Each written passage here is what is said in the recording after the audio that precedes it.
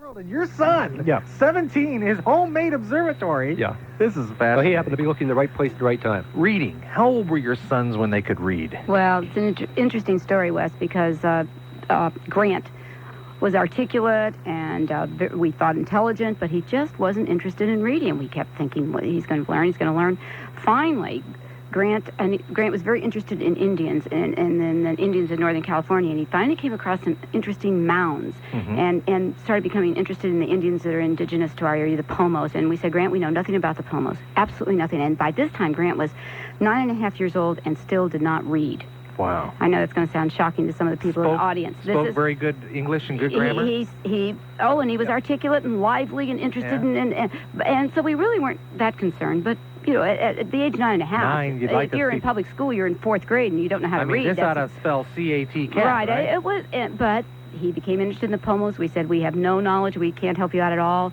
And so we went to the public library, got some books out on the Pomos. I mean, he could read simple words, but and so he really taught himself to read once he became interested in something that we, David and Mickey, didn't know very much about. And he learned to read when he was about 9.5. Drew, the brother 4 years younger, and the brother 6 years younger, read. They all learned to read together. The three of them. At that point. Reed was 4, Drew was 6, or whatever. So Grant helped them learn to read. Well, they all learned together. Yeah, okay. But Grant was the most sophisticated of the readers, but he was that old. Then within a year, Grant was taking off and reading college-level books about Indians. We're now down at the Lowry Library in Berkeley. Within a year, we're talking now about age 11? I think it's interesting. But I think it's interesting to note that if Grant, who's now the one in medical school, if he had been in the public schools, he would have been put into special education. He would have been a lost soul. He would have been stigmatized for life, because if you're nearly 10 years old in the public school system and you don't know how to read, you're considered no reason a serious problem. A slow student or what happened. Exactly. Isn't that so I think that's an interesting point, and some of these parents who are doing homeschooling are so anxious about grade levels and curriculum should keep that story in mind. We're coming to your calls coming up, I promise. 872-0750. It's 1017 in Westminster on AM-750 WSB. This morning on News Talk Radio.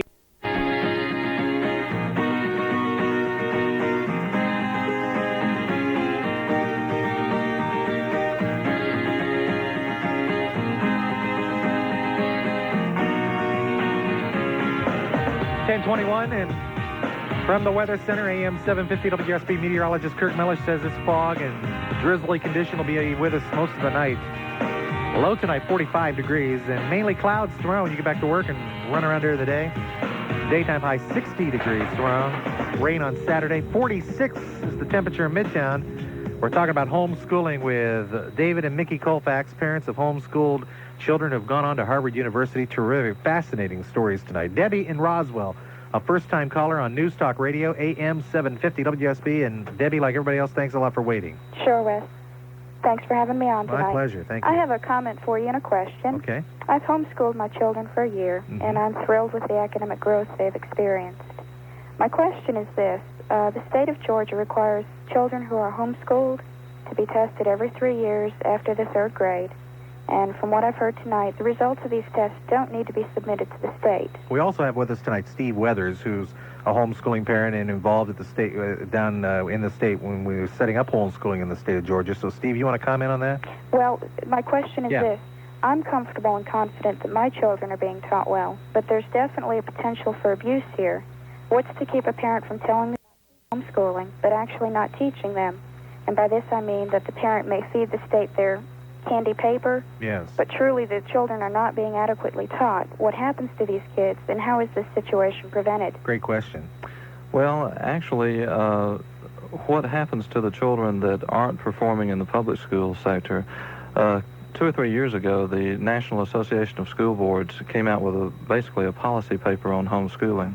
And what they wanted to do to make sure that was taken care of was to say that every homeschooler who didn't perform up to the 50th percentile would have to go into a remediation program so that they would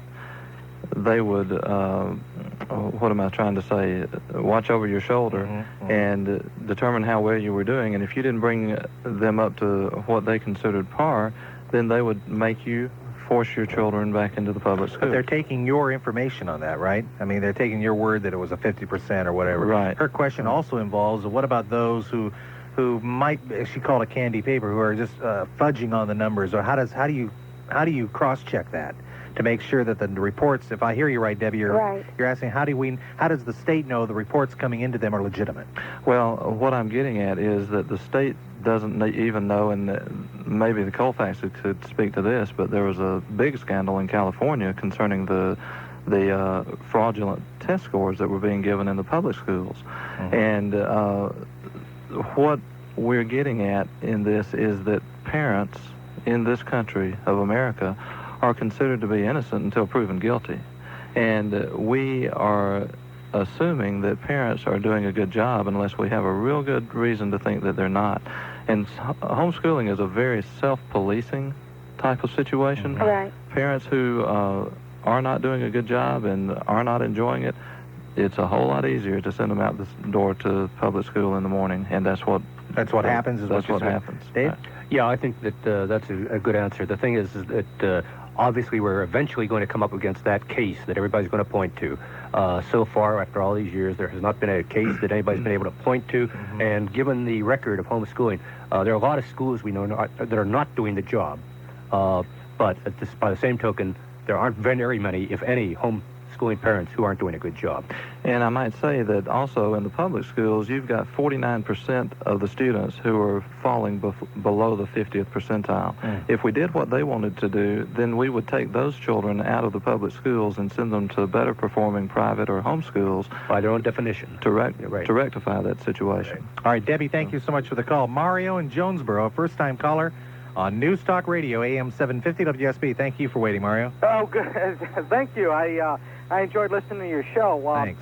Got a little problem with children who are homeschooled. I'm a contractor here in Georgia, and I had two of them working for me, and I just couldn't get them to come across with the work and to really understand how to socialize on a job. They just couldn't come across with that. And I really felt sorry for these children. One in case, later on he developed a drug problem and wound up on probation. And I think that, homeschooling for the general population in this country, I don't think that's the way to go. Parents don't have the time to teach it. Their children at home, not to mention the fact that many of our children, their parents are children. They themselves don't have the educational requirements to make their life a success, much less to guide their children. Okay, let me let David respond to this. Mario, I don't know how much research you've done, but let me let David respond to that. Go ahead, Dave. Well, I think here it's too bad you got a couple of kids who were homeschooled. I'd wonder right off the bat whether those kids, how much homeschooling those kids had. Okay. The second thing is, you're talking about the socialization, but how about on the job? Were they mixing concrete or carrying doing the work that they were hard to do because maybe they were just too good at their work and were not socially...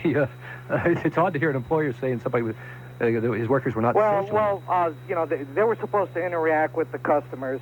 It's a heating and air conditioning company, and you have to send out invoices, you have to talk, you have to be pleasant, you have to know. Sure. They couldn't do it. How much homeschooling they had, they both came from religious families. Yeah. I don't know to what extent, to how much. Yeah, we're both operating under a disadvantage here. Yeah, We've got an N here of 4. You see, Mario, what I hear here is, and nobody's questioning your story, but then you can also bring up, a counter story. Yeah. Well, okay, that's right. But here's another point. I've got a 13-year-old. Yeah. And, he's an advanced band. He's a saxophone player. And the kid's going to science. He's having a ball. And now, how can you afford, how is an average, I happen to be self-employed, and I can get involved, like you did, in a lot of my son's activities. Both of our parents here are self-employed. All of us are Mario, self-employed. stay I know there. that. Hey, Mario, stay with us. I want to finish this, and rather than give you only 30 more seconds, stay with us, and we'll pick it up here. It's 1028 in Westminster with the Colfaxes and Steve Weathers on AM-750 WSB. We're talking... We're News Talk Radio, AM-750 WSB, where you can tell your favorite politician where you can get your opinion in the air right now by calling 872-0750. Now more from the guy who's still waiting on the mayor to call, Wes Minner. Tom Brokaw has said that David and Nikki Colfax teach their children at home and send them to places like Harvard. Tom Brokaw of NBC News, just one of the many, many comments being said about our guest tonight. We're back with Mario in Jonesboro, who was talking about his views about homeschooling and his, oh, the lights have been turned. Wow. And then they said, let there be light, and the lights came up. Hey, Mario. Yeah, I'm here. Thanks for waiting, man. Oh, okay. Hey, right before we went for the news, you're talking about you have a 13-year-old. Right. And he's in the band. And Right, he's in a band. He's socializing with all the kids. He's having a ball. But, you know, teachers and a good school system, they're going to find problems with children. They're going to correct these problems. And children are going to have a very good experience at school. Typically, that's what's going to happen. Homeschooling, forget it. Parents, they're not educated enough to do it. The Colfaxes, they're 1 in a million. Oh, wait a minute. Let me ask Dave. Dave, you feel like you're 1 in a million? Well, there are 100,000, 200,000, 500,000 out there like us. Mary, I want to make a point. Out of millions and millions of children. Yeah, but I want to make one point, I think, and that is that for people like you for whom the schools are working, that's terrific. And we're not out here saying anybody should do this unless they see it as an option. I really want to make that point, is that I don't want to convince you that homeschooling works for your kid. Obviously, the schools are working, and that's wonderful. And that's the way it should be. But you're kind of saying that your kids have gone to Harvard because you homeschooled them. They went to Harvard because they got high SAT scores. Doesn't matter how that came about. And maybe because of the novelty of your children being homeschooled. That's probably why they got accepted. They did. Wait a minute, Mario. They did not go to Harvard because they had high SAT scores. There are millions of kids in America who have SAT scores, and they don't go to Harvard, Princeton, or Yale. And that isn't what we're here to advocate. We're not even here to advocate homeschooling. We're here to advocate good education, and whatever that is for your child is what should be happening. But don't you think that is something that needs to take place at the PTA, at the school functions? You know, we need parents like you in the school system. You got one. He's Mario, I want to ask you, are you on the school board? No. Did you run for it? Did you run for the school board? No, I Are you the president of the PTA? No, are you president of the Contractors Association? Are you president of I don't want No, I'm just joking. The point He's is building his own home. Hey, by the way, Mario, if you look in their book, there's pictures of the kids and them. They built their own house. Yeah, right. No, my only point. Okay. Mario, my only point is that those of us who have been involved with education and dealing with the people in school boards and the PTAs say, Mario, it's great it works for you, but there are 80% or 20% or 40% that would say, Mario, you simply, it's not me, I'm not going to say this, but there are a lot of people that say, Mario, you don't know what you're talking about. Well, okay, who is homeschooling good for? Who are you recommending? All those kids that have gone on to Georgia Tech, the kids that have gone on to University of Texas, kids that have gone on to trade school, kids that are out there sailing their own boats around the world. Are you telling the average American family to homeschool their children? Pardon? Are you telling the average American family to homeschool their children? You know what's good about this is we're not telling anybody to do this. Here. Follow the thought. He's just told you, Mario, quit shouting. He just answered the question, so he's not telling you to do anything. He's suggesting what's worked right for them. And by the way, if you've been listening, and I think you have, you've been hearing a lot of average Americans calling in with their kids being homeschooled.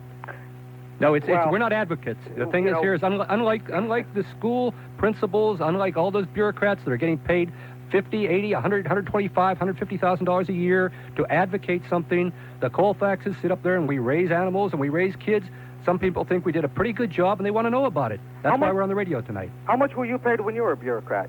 When I was a bureaucrat, my last salary, I think, was about $13,000 when I was a professor of sociology 20 years ago. Okay, and you could not afford to send your kids to Harvard, am I correct? You're right. Okay, but your wife mentioned earlier that if your son wanted to go to a private school, you would send him. How would you afford to send him to a private school, but you can't have the money to send him to Harvard? Well, we probably would have sold more sheep. We probably would have worked harder. No, the point of being made there, Mario, and I think this is getting a bit redundant, is that families who are not extremely wealthy can get into these large universities because there are scholarships and all kinds of monies available. Mario? Well, that's right, but they're going to have a better chance if they go through a public education. Hey, Mario, the bottom line as I see it, in my opinion here, is things are going well for you, and on your side, it's going well for a lot of other people, and I want to thank you for your call. Thank you. Okay? Janice in Athens on News Talk Radio, AM-750 WSB. Hello. Hello. I had a question for the Colfaxes. I have a sister-in-law who does homeschooling, and, you know, the Colfaxes were up there, it sounds like, out in the boondocks and no television and working all day. The kids were working all day and had a lot of chances to develop different interests. And with my sister-in-law, she has a very unstructured situation, but there's also television. There's cable TV. There's Nintendo. And I have to look at that situation and be somewhat concerned that without any structure, where are these kids going to wind up with these other distractions? I'm not familiar, obviously, with your sister's situation, but we always recommend turning the television around for a while. Turning it around to face the wall. Mm-hmm. We are not advocates of you. I would say that what you're saying is what you find whatever is right in the environment. Exactly. But what I'm saying also is that with your situation, do you not feel that that was unique, that you did not have those distractions, and would you advise people that homeschool to get rid of those distractions? Well, I think here that you're concerned about your sister. I think it's a sort of opportunity that you should seize upon and talk to your sister about education. It might help to educate you about what she's doing and help her see and formulate what she's doing. It's that kind of thing that really gets people talking seriously about education. I know that a lot of people were wondering what in the world the Colfaxes were doing out on that mountain in California for all those years, and probably if the kids had all gone off to Penn State as I did, they would have said, well, I guess they did okay, but so what? Thanks, Janice. Charlie in Loganville on News Talk Radio, AM-750, WSB with the Colfaxes. Hello. Yeah, I hope Mario's still listening, because I want to tell him never say never, because 8 years ago, I thought people who were homeschooling were really off the deep end, and I thought they were a bunch of nuts. And we've now been homeschooling for 6 years, so just tell Mario never say never.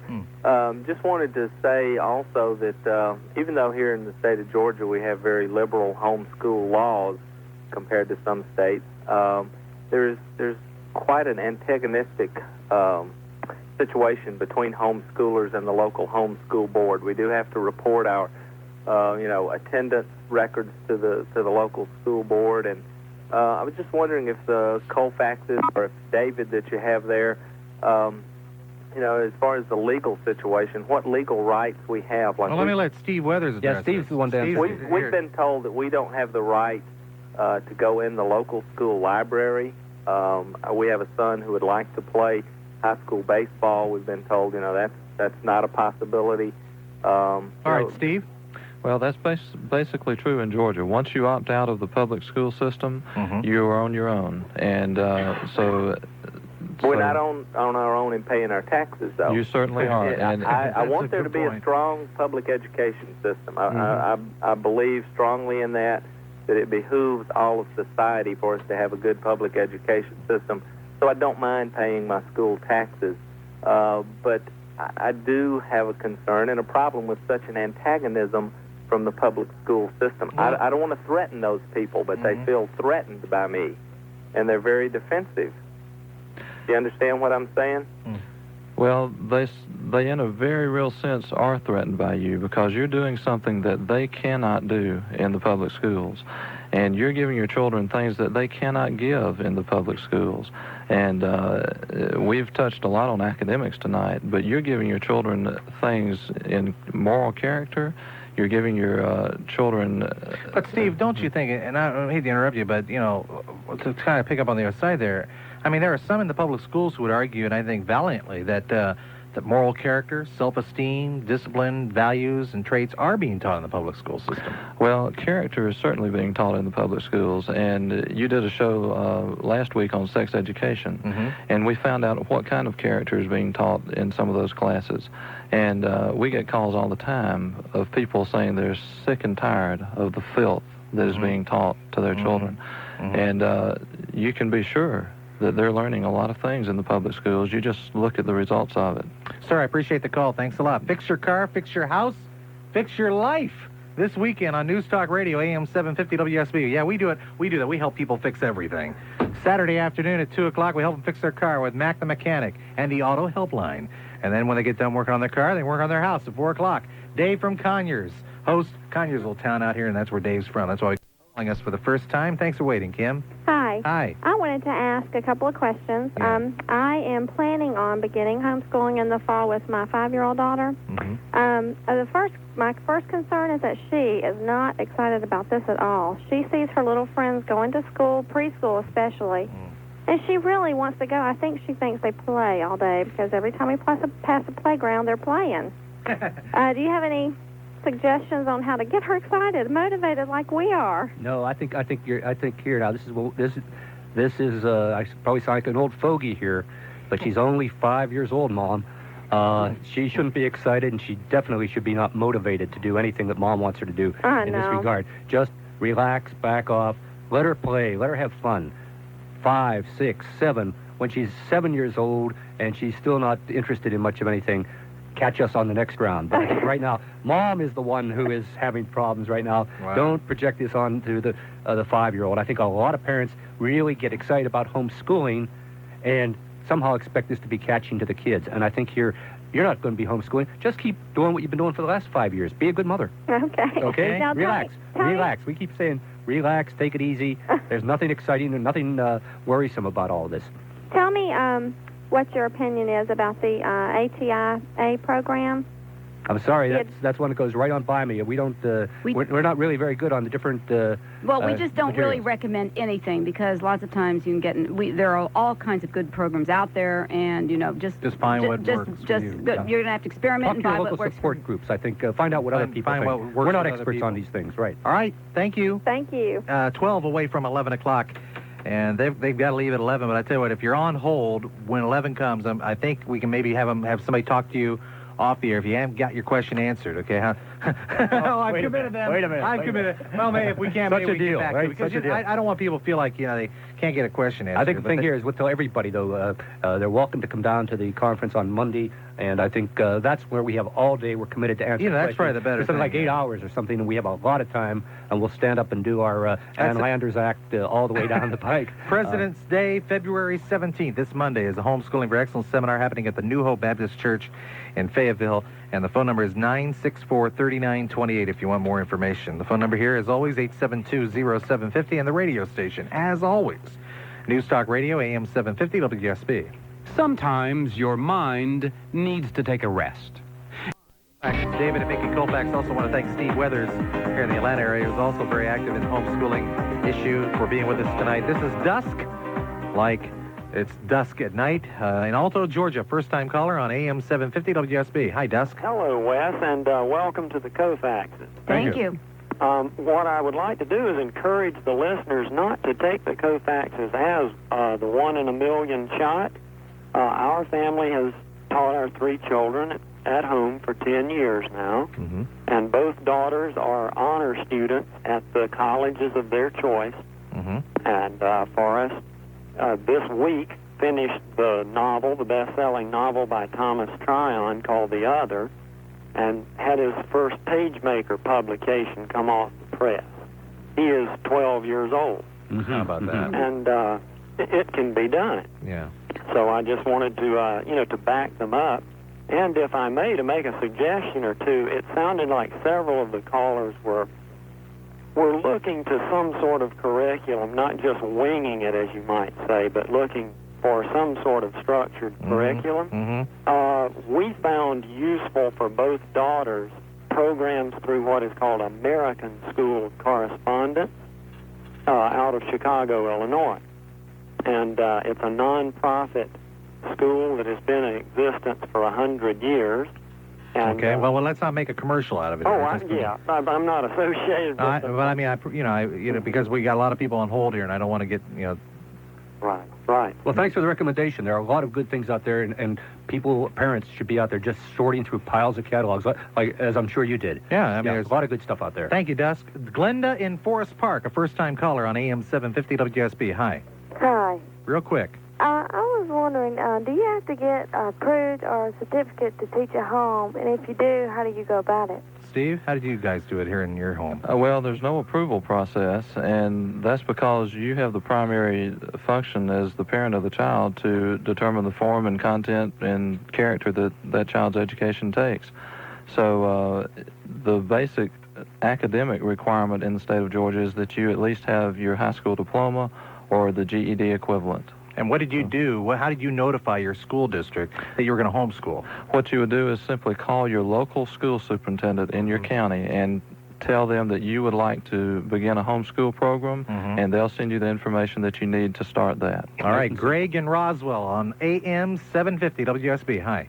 Hello. Real quick here, Greg. Yeah, real quick. My wife has a question. We live in Gwinnett County and not a very rural setting. We don't live on a farm. What can we do to give the kids the work opportunities that seem to be such a big part of the Colfax's educational program? And we do feel like it's a very important, beneficial, Yeah, I think that's a very important part of it. Our kids volunteered, and there are all kind of things you can do in an urban area. Old people's home, clinics. The kids, we know of homeschoolers that are actually tutoring in schools. So there are wonderful kinds of opportunities in almost every community. You have to poke around a little bit and give the kids a chance. All right, Karen in Covington. And again, another first-timer here on News Talk Radio, AM-750 WSB. Thanks for waiting, Karen. Hi. I wanted to make the comment of the effect that this, we've been homeschooling for 6 years now, and the positive effect it has had on our family relationship. That with so many families deteriorating, that it has bonded us with our children in that they know that nobody wants them to succeed any more than their dad and I do. Yeah, and I think that's a major thing.